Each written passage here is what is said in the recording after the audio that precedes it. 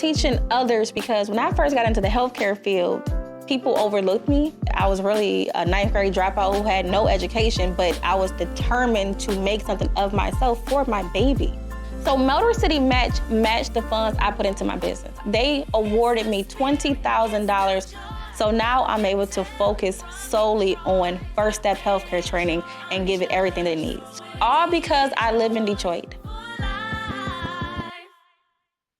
All right, I'd like to welcome you to this edition of In the Conference Room with Mark S. Lee. I'm your host as we do this each and every single week, where we talk about various topics, business topics representing here across the great city of Detroit, the state of Michigan, and beyond. I want you to sit back and relax to enjoy the conversation as we do each and every single week. And by the way, I don't know about you, but I think we have officially turned the corner to these gray days right before Thanksgiving. Hey, but you know what?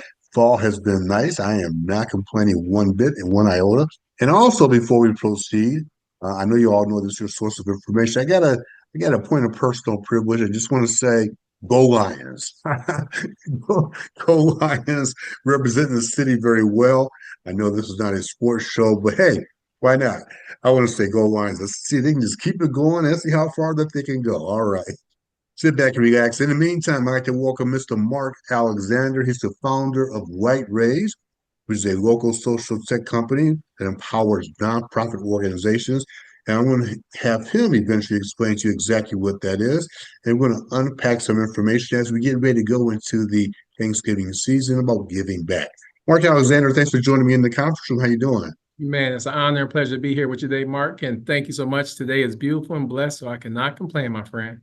Absolutely. Are you a Lions fan? Oh, yes. And like you said earlier, this is a beautiful time to be a Lions fan. Last year was great, but this year is even better. Yeah. Hopefully they can go a long way. We'll see how far they do go. Amen. All right. So Light Ray, and let's kind of talk about you're the founder of a couple of local tech companies. And so tell us before we jump into Light Rays, if you will, but tell us a little bit about your background. Who are you? Introduce yourself to the audience. Absolutely. So I'll share this with you. In 2009, someone gifted me with an anonymous $16,000 to pay for my last year of college with the one request I paid as gift forward. I always share that because that is, in essence, who I am, a person who is grateful and appreciative for all the amazing blessings, but someone that realizes as long as you have faith the size of a mustard seed, you can move mountains. So I'm the founder of Light Tuition, which is a social platform for students where we help pay it forward around the world for education. Co-founder and CEO of Light Rays, which we're going to talk about here today. Also motivational speaker, author, and servant leader as I sit on different board of directors throughout the state and community to make sure I continue to give back. And I think in essence, I'm just someone that loves to enjoy life at every facet and help those to do the same. Are you from Detroit originally?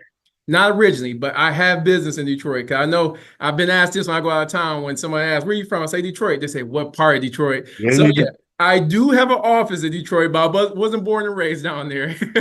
Well, and not only is what side of town are you from, and the other second question is always, what high school did you go to? Yes.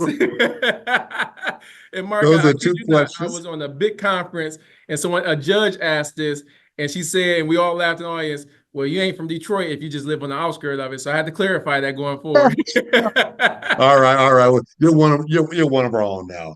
So let's start. That's a great introduction to you in terms of yourself and your background. And let's talk about one of your companies, which is Light Rays. It empowers, my understanding, it empowers nonprofit organizations of all sizes to increase their fundraising potential. Let me turn it over to you to talk about how you started Light Rays, what the mission, the purpose is, and just kind of take us down that path, that journey. Absolutely. So Light Rays came off of the brainchild, of course, the Light Tuition. With Light Tuition, we already raised over $1.3 million to help students all around the world pay for education. And it was this nonprofit organization that asked, how did you guys pull that off with the size of the team you have? And that's where the lights clicked. It was like, what if we made this technology now accessible and affordable to grassroots organizations, large-scale organizations, and everybody in between? And that's where the idea for Light Rays came up. So we're a white label fundraising software. And for those listening, white label means you can put your branding all over the software where it looks just like yourself. So that way donors aren't confused when they're going to different campaigns about who they're supporting, as well as you can make sure your branding is solid on top of it. The key thing we realize with nonprofits, they have amazing missions, Mark. But when you look at their budgets, tech is usually at the very bottom and they don't have the technical expertise in-house. So we do that now. Not only do they get the platform, they get tech support, marketing support, and white glove service, because growing up in Pontiac, I relied on nonprofits. So now we can pay it forward by helping them out and scaling their mission. How does it work? Exactly. How does Light Raise work? What's the Absolutely. process? Absolutely. So what organizations do, once they sign up for one of our different tier subscriptions, they now have their own standalone. So picture the power of GoFundMe, but now in your hands. So we, of course, we're the tech. We don't take any fees outside the subscription. They can create any type of campaigns, whether they want to do nationally, locally, or globally. They can then create rewards. They can create donation initiatives. They can have donor management internally, and we can make sure all that money is streamlined to their accounts where they control the revenue, the narrative, and the software at the end of the day. So it's another way for nonprofits, if you will, to raise funds. Absolutely. More easily used and efficient way. Oh, yeah, because I think traditionally, let's step outside the technology space, for example, and focus on the old school. The old school would be someone would send a letter to you way back in the day, right? And say, hey, it's that time of the year, and we'll get to Giving Tuesday in a minute, but it's that time of the year. We're trying to raise money. Would you write a check for us to the organization? We're going to put this money back into the community. That was the old days. Those were the old days. How does the process work now with what you're basically saying with the technology? I understand the white glove idea. So what can people do in terms of using technology to give back to nonprofits? Absolutely. So instantaneous donations. So you said something I think is important. Back in our days, I remember writing the checks and sending them off. What happens now is people have time to minimize their donation. So let's think, today is Tuesday. If I'm sending you this check by Friday, in that moment, like I want to give them 500. By Wednesday morning, that 500 drops down to 300. By Friday, you might get a $50 check in the mail. If anything, you have to capture people in that moment. And that's what the software does. When you send out that message, someone can give immediately. So they click on the button, within 15 seconds, that money is in your account. And that's where, of course, with technology, you have to leverage. Because even the big players these days, just in the campaigns, initiatives, whether online, social media, text. But now this is what organizations can do at the palm of their hands. And the beauty of that is, I love what you're saying. So now you're enabling technology to do this. And all of us have used technology in some way, shape, or form. At the end of the day, it's certainly a lot easier to use this technology and more efficient to some people. And I understand more mature people might still want to say, I still want that letter and I still want to be able to write that check. So basically, this gives you more flexibility, if I'm hearing you correctly, as well. Absolutely. And that's the key to make sure organizations can focus on the mission, and we focus on helping raise more money for them. And speaking of giving back, and we know Thanksgiving is next week, right around the corner. Then there's this idea called Giving Tuesday. We'll be all be getting all these emails and asking us to give to your favorite nonprofit. Talk about the idea behind Giving Tuesday, but what should nonprofits be doing right now to gear up for Giving Tuesday? Absolutely. So here's the key thing, Mark. If they haven't been planning for the past 6 months, don't worry, it's not too late. They can still plan now. So it's 4 key areas you want to look at: your prep work and pre-work to getting going. So what campaign are you raising? How much are you raising for? And what's that messaging going to look like?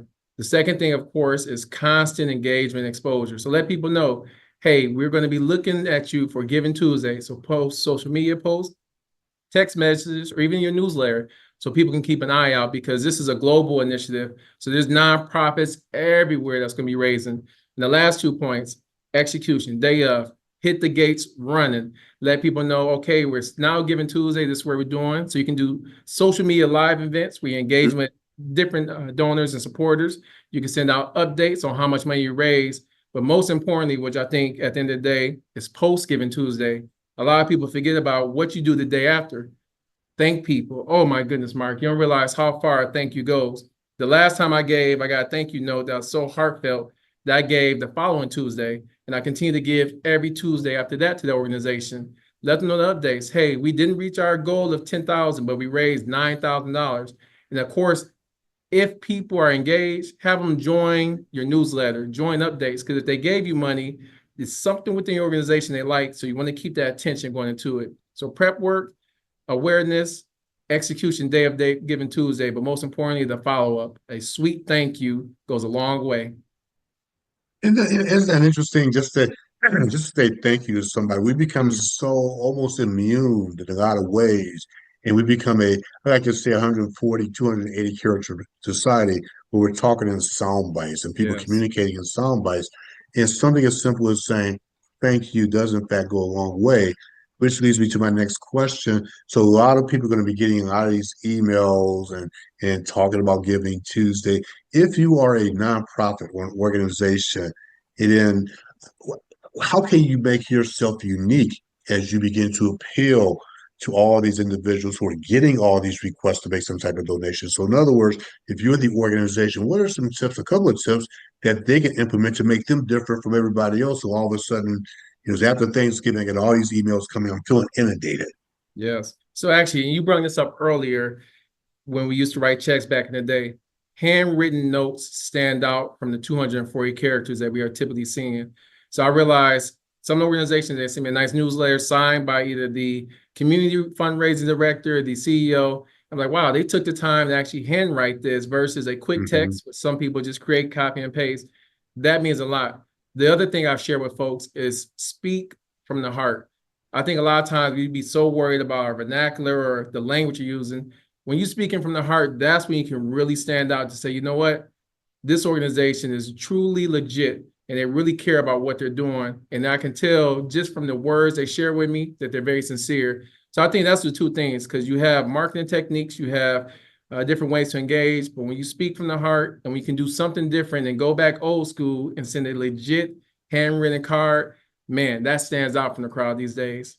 So I'm hearing you say be authentic. Absolutely. And just be authentic and personalized, be personalized messages. Again, that goes a long ways. And as we think about being authentic, another issue we're seeing a lot of certainly are the computer scams. I'm sorry, Yes. there's spams and there's scams I should say. So talk to organizations and people about how they can protect themselves with all the hackers out there. Obviously, through the advent of technology, how can people and organizations protect themselves in this type of situation? Key thing is, so looking at the people component, ask a friend. When I first got involved in supporting organizations, I was like, where do I go? This is my first time donating. So I just asked a family member, who do you know that's good and who have you volunteered for? Because guess what? They have already vetted the organization, they're engaged, and they can vouch for them. So that was a good step. So ask your local network, your friends and family. But if you don't have anyone within your local network, two key areas. You can either go to the irs.gov website or your state website, and they have what they call a charity lookup. We can make sure that charity has their tax exempt status, they're up to date on all their paperwork, and this is a great tool since nonprofits every year have to file their annual report, which you can make sure you're legit and they're taken care of. Now, once you got through this whole process and it's time to donate, key thing is get your receipt. With that receipt, you should have the EIN number. And for those who don't know what the acronym is, it's Employee Identification Number. This number is going to be important because if you give a substantial amount of money, guess what? Come tax time, you can then file that as a donation depending on their charity status. But get that receipt is going to be key. And that's just another way to validate the organization you gave to is legit. So let's kind of segue briefly from the Giving Tuesday to protection from scams and things of the sort. That goes something very basic, and all of you tuning in know that I've been talking small business development here in Detroit for a long time, a very Mhm. long time.